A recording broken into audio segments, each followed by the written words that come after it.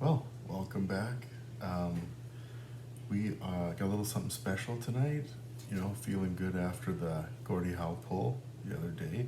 So we are gonna do this here Pro Set box. I'm excited because I've never done. Normally, it's more just like packs of hockey cards. With a very low shot of getting something cool inside them. So, but I've bought a few of these kind of boxes, so as we progress through this, I'll open a couple more, and apparently they got some pretty sweet autographs. But yeah, so we're gonna do that, and the episode today then are when we go through the card, because this is 10 cards, and it's got one game-used memorabilia card per box. So I don't know, is that 9 plus 1 or 10 plus 1 anyway? But the little tidbits in between tonight, we're going to do interesting facts about hockey, right? So let's dive right in, okay?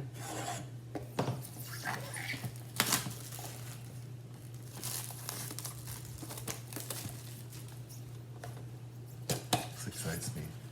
I don't have one of those cool things that all the other people have that covers the tops of the cards. This is actually kind of exciting because this is the first time I've ever gotten something like this. So I'm gonna put that there. Right, how does this? Bear with me. Oh, here we go. So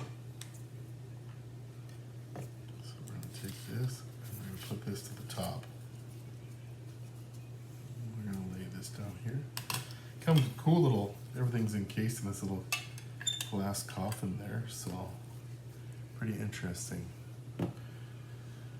So first we're going to start off, I thought this was a very crazy fact about hockey that, for those of you that watch the game of hockey and everything like that, prior to 1928, the forward pass was illegal. So the game was essentially like rugby, or just nothing but backward passes. Imagine trying to go up the ice like that and score. It just blows my mind how that would work. So I'm gonna reveal. Ooh, Brett Hall. Yeah, Brett Hall, baby. I remember Brett Hall's. He had a wicked slap shot, but once again, not a huge fan of Brett Hall because he played for Dallas. And while he was with Dallas, he scored that infamous goal that won the Stanley Cup for Dallas, that he was in the crease and blah, blah, blah, and robbed Dominik Hasek of his Stanley Cup with Buffalo. And I'm still sore about that, even though I'm an Oilers fan. But back in those days, the rule was black and white. If you touched the blue ice, it was no goal. But, Brett, you got away with it. So, we're going to put this guy right over here. We got next. Ooh, this is a cool set. Eric Lindros. Well, you know what? I feel like we may have to plastic these cards because these boys. Brett Hall, whose dad was Bobby Hall. Pretty sure Bobby Hall's Canadian. Again, if I'm wrong, God help me. Don't hate me. Eric Lindros. So, big thing about Eric Lindros for those of you that don't know. Eric Lindros, when he was drafted, he refused to play for the team that he was drafted for, he was drafted for the Nordiques, but refused to play for the Nordiques, so ended up being traded from the Nordiques to Philadelphia for a landslide trade, which Philadelphia thought they were getting this phenom player, but essentially sent Quebec, who later became the Colorado Avalanche, handed them a Stanley Cup winning team. Peter Forsberg, man. Oh my goodness. Eric Lindros, best known for getting his brain mashed for all eternity every time he got the puck and skated across the blue line with his head down. So, you can Google it. I'm sure there is a huge compilation of Eric Lindros concussions. But he did come back in 2002. Won a gold medal with Canada. So shout out there. Now, here is a tidbit that I want to throw out there. Because we pulled a Gordie Howe, in the last episode. So, Gordie Howe played in 6 different decades. Was 69 years old and still playing professional hockey.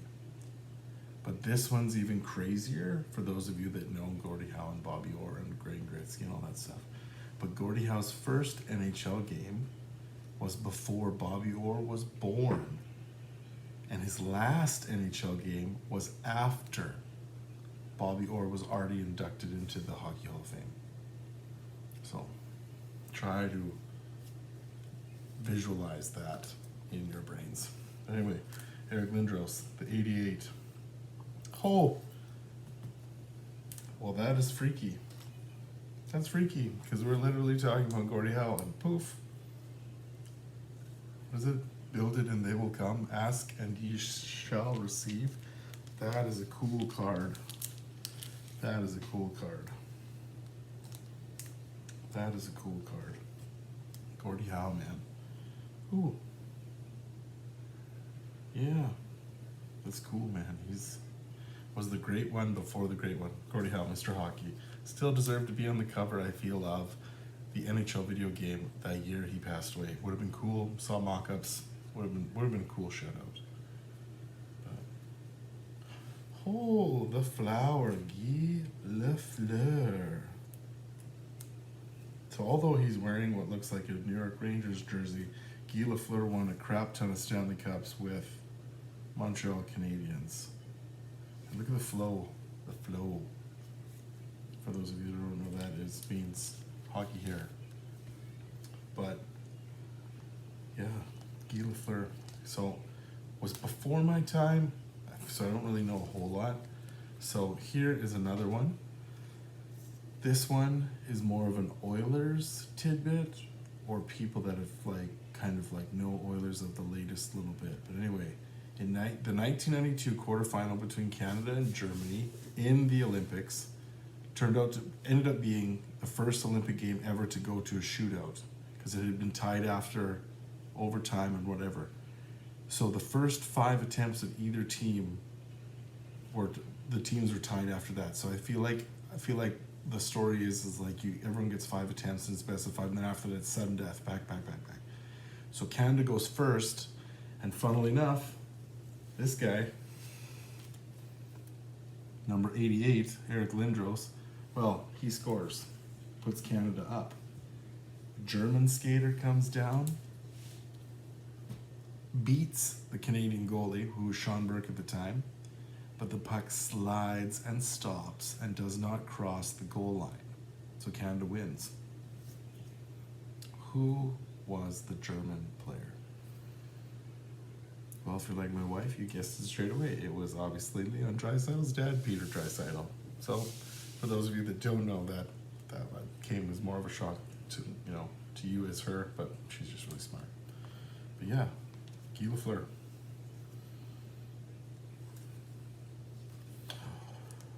Ooh, Yager. And as crazy as is because we have a Yager tidbit, so we will just, we'll just show the card and we'll go with it.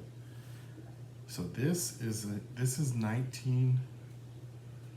I'll have to turn the card over, but it will reveal the next card. But anyway, Yager played back in the day, but Yager's career, for those of you that don't know, Jaromir Jagr is still technically playing professional hockey for his team in Kladno, if I'm right. My friends from Czech, I'm sure, will let me know if I'm right about that. So it was someone that he knew, his team, like his dad's team or something like that, and his dad passed away. I'm not even gonna, but anyway, he is now owning and playing and running the team. But yeah, the man, that if there was definition hockey, it'd be like Wayne Gretzky, see Jaromir Jagr, because that guy is just still just going to town. But of course, laptop again. If someone out there knows computers, if you could tell me how to get it so that it doesn't go to sleep after 30 seconds, because this is really, not great. But anyway, apologies for that. But anyway, back to Jaromir Jagr.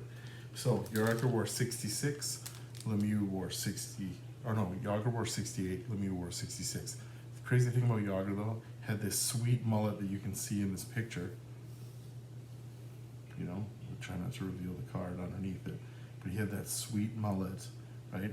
And what's crazy is I believe that Yager once played a season or two, but anyway, played at one point wearing full long pants. So yeah, instead of the hockey short pants that they wear now. That's Yager. Well, look at that.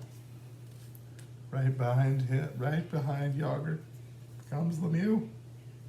This is Lemieux's second stint in hockey. So I believe I talked about it the last episode that Lemieux had cancer and left the game. Sought treatment and then came back and played again.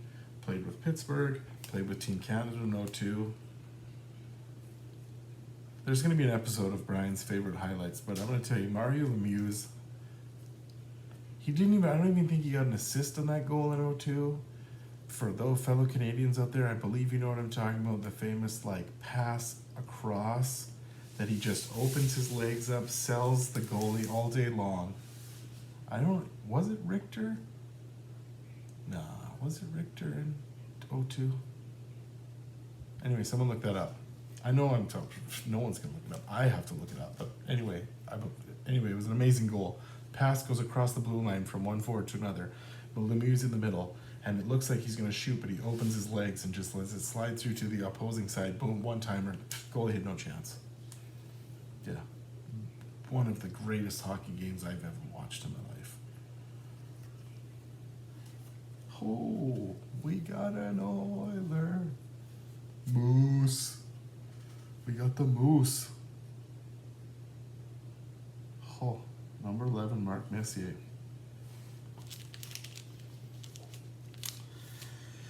I think you need to ditch the ESPN desk with PK Stupan instead of Subban. Stupan, because God, whatever comes out of his mouth is stupid.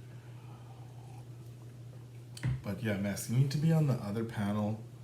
You know, get some good, because we all agreed with everything you said during the Stanley Cup coverage. But that other guy beside you just blah, blah, blah, blah, blah. So please do better for us next year. But Messier, yeah. I believe Messier is the only player to captain 2 Stanley Cup winning teams. So he captained the Oilers once Gretzky left, and then he captained the Rangers to win their cup. And the thing about that cup is they were down in the series, and he made told them, he's like, we will win tonight, and they won, and they went on to win the Stanley Cup. I'm gonna try and see if I can get some of these old classic games, but yeah, let's see who we get next. Oh, we got Marty Brodeur. Man, it's if I wanted to be growing up, if I was gonna be a goalie, there were such good goalies back in the day. You know, Patrick Waugh, Curtis Joseph, Cujo, you know. I remember my dad brought me to a hockey game one time, and I'm pretty sure even my sisters, if they're watching this, I'm pretty sure that they created the poster for me, because I was horrible at art. It was the puck stops here. It was net with a brick wall with eyes, and it was Cujo, you know. He made some sweet saves for the Oilers over the years. Yeah, he was a cool goalie. But Marty Brodeur, great goalie. Miss this type of goaltending. The windmill, the rolling, the stacking the pads, the equipment was smaller, the goalies were faster. It was just, I liked this kind of hockey. I would go back to this kind of hockey rather than watching 17 goals scored in a game. You know? Yeah, okay, the goaltenders nowadays they got fast gloves and blah, blah, blah, but still, and to be honest with you, there are so many saves made by the knobs of goalie sticks nowadays, it blows my mind. And I feel like that's just a fluke when that happens. But anyway, Marty. I believe Marty's in the Hall of Fame, if not, coming soon. There's a funny snippet of Patrick Waugh talking to his grandkids getting ready to play floor hockey, and one of them was like, "Were you good?" He was like, "Of course I was good." He's like, "Were you as good as Kelly Rudy?" And he's like, "Way better." Well, Sorry, Kelly, you were not that great. You were the flopper. Yeah. Marty Berger. Let's put him here. Who we got next? Oh, Pavel Bure. Whew, this is super neat. Super, super, super, super neat. Pavel Bure, man. This guy was quick, fast as lightning. The Russian rocket. I was like sitting here like trying to figure out what they called him, but that was what it was. I'm pretty sure it was the Russian rocket, but man, he was so quick. Yeah. And then his brother Valerie came in, and you were thinking like, whoa, it's gonna be just as good, and he was definitely not as good. Sorry, Calgary fans, he was not as good, because I'm pretty sure Valerie played for Calgary at some point. Interesting snippet. Got to meet this guy when I helped take a team, the Irish women's national team. I guess it wasn't really Irish women's national team. It was more like a club team. We went over to Russia to play, and he was one of the people that like came to the tournament. So it was really neat. Oh, so we are at the end. We're at the last card. So I don't want to reveal it just yet because we got a few more things to talk about. But so the next one I like it because I'm of course the great one, Wayne Gretzky. So this is, I don't know, would this like prove just how good he was, but the fact that like Wayne Gretzky's first goal was scored on his first shot of his first shift in his first NHL game. Shooting 100. His famous quote, "You miss 100% of the shots you don't take." Boom, took the first shot. Boom, make it. Then you're going to make that quote, you know what I mean? I love the follow-ups that have been made by that quote, like Connor McDavid's, you miss 100% of the assists if you shoot. So, love you, Connor. That was good. This one I thought was pretty cool. Is like, I know that the pucks are frozen. They have to stay frozen so that they don't bounce on the ice because they're made of vulcanized rubber, etc., etc. So most timekeepers benches will keep a cooler, or they keep them frozen. I know back in the day they were just, because our arena was so cold, they were just left out. But an NHL game goes for an average of 12 pucks a game. I think I read somewhere that like the record was like 27 pucks a game. Or that game that had used the most pucks was like 20 something, over 25, I think. This one was crazy also, was that prior to 1917, goalies were not allowed to drop to their knees to make a save. They kind of had to just stand and save the puck, with their stick. And if they did drop to their knees, there's differing ones, but the overall thing was that they'd be fined, whether it was $1 or $2, but big money back in 1917, But just think about what the game would be like if that rule never changed, and goalies still today had to stand up all the time. I'll tell you one thing, they'd stop getting scored on right beside the ear in the top corner.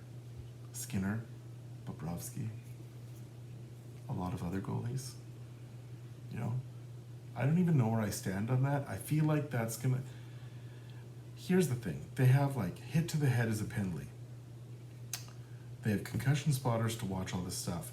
If the goalie's mask comes off, they stop the play. Do you know what I mean? If the goalie gets hit in the head, it's the referee's discretion whether to kill the play, but they're not going to because they don't want to be the cause of like, oh, they didn't score or blah, blah, blah. But like, it's clear to see Connor McDavid's the culprit of this. Not trying to, smooth talk around him.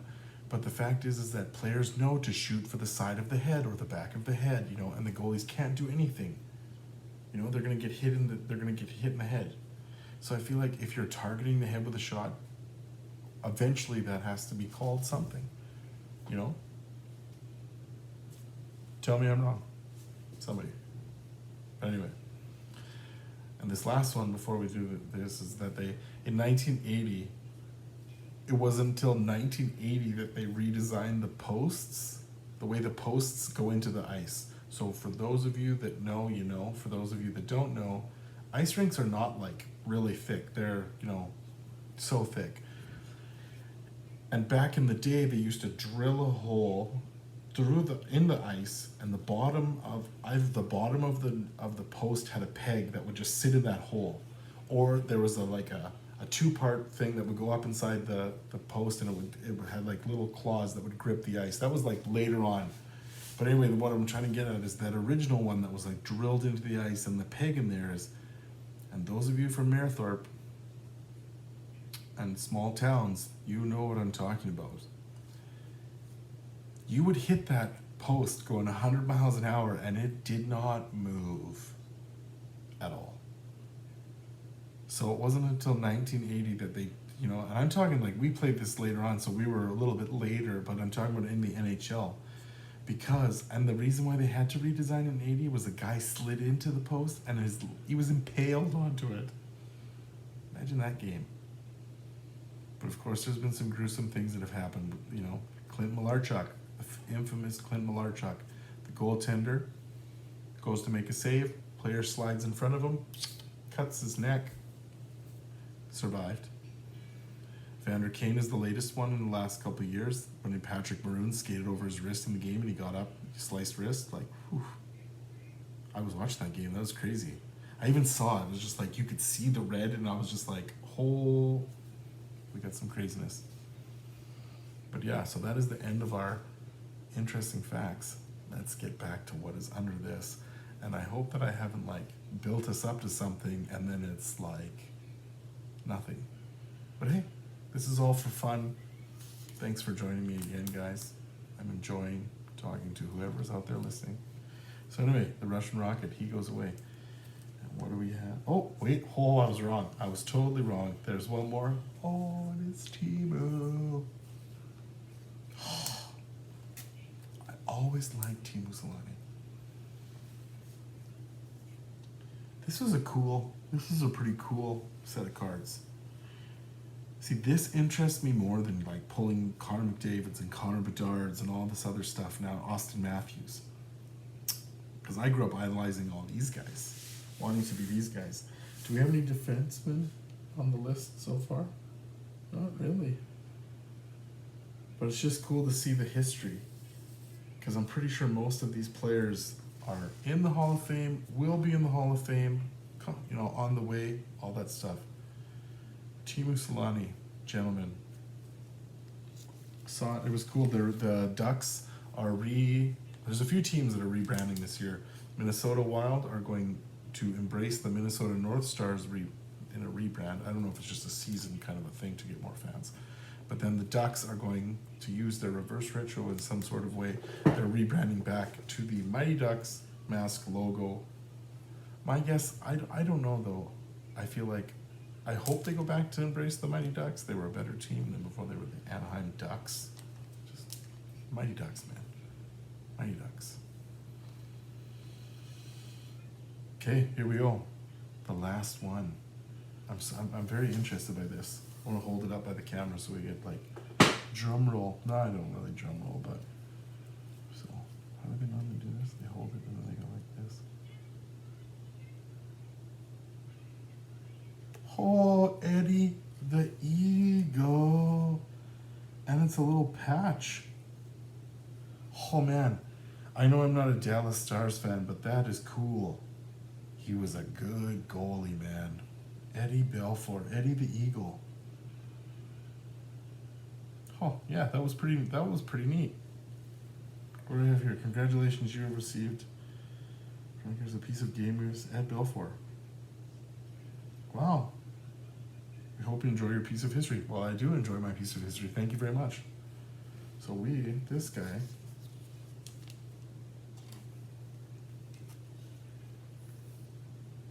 We put him in some plastic.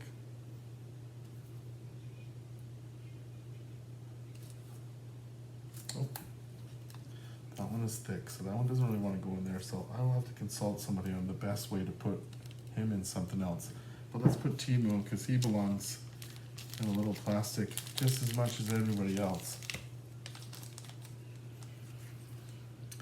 Teemu Selanne was famous for the Duck Hunter celebration back in the day, and that was he scored, threw the glove up, and pew, pew, pew, pew. Again, if I'm wrong, I'm going off my memory. If if I'm wrong on some of these, I apologize. But hey, if I'm wrong, tell me. Let's get engaged. Let's get engaged on this channel. I'm interested to hear what other people like. There's a few of you that watch this game. Do you follow hockey? Do you have a favorite team? Do you have a favorite hockey memory?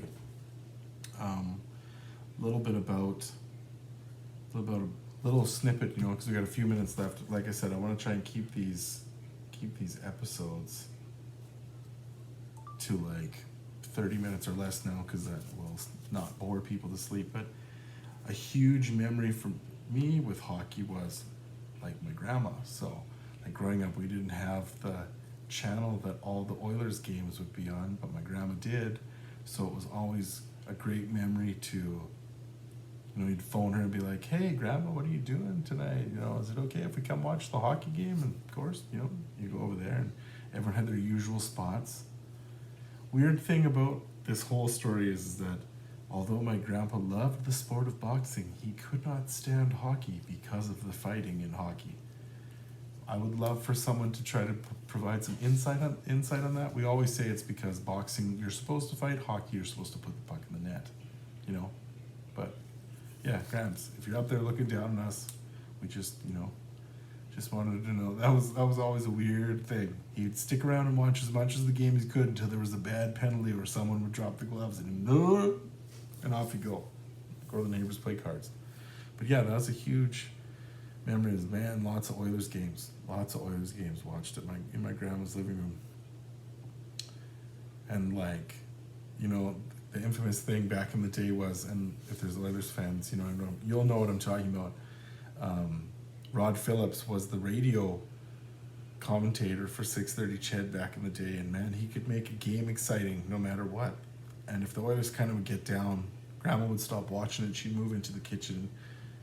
She'd turn on the radio, and he'd be listening to the radio, and we'd be watching the game in the living room, and you'd be wondering, is Rod watching the same game as we are?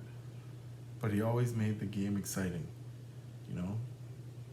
And to be honest with you, living down in the States and watching a lot of the American coverage, I find that, and I'm sorry, and this isn't me attacking the Americans, your commentators need a little bit more passion in the game, and do not rely on Ray Ferraro. Christ, please, shout out back to episode 1 or 2. Ray, retire. Do us all a favor, retire. Thank you, Ray. Anyway, that wraps it up. This was the cool pull of the night. Eddie B. Also played for Chicago. I'm sure he played for a couple teams in his career, but I remember him the most playing for Dallas. Edmonton, Dallas. First round of the playoffs. Edmonton, Dallas. God, I hate it. But what can you do? Thanks for those of you that watched. Anybody new, welcome to the channel.